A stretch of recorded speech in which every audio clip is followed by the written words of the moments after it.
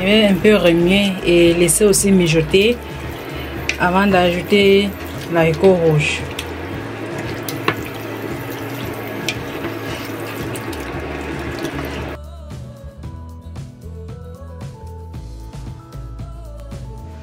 Là donc maintenant j'ai aussi ajouté l'haricot rouge que je vais bien mélanger et laisser un peu mijoter.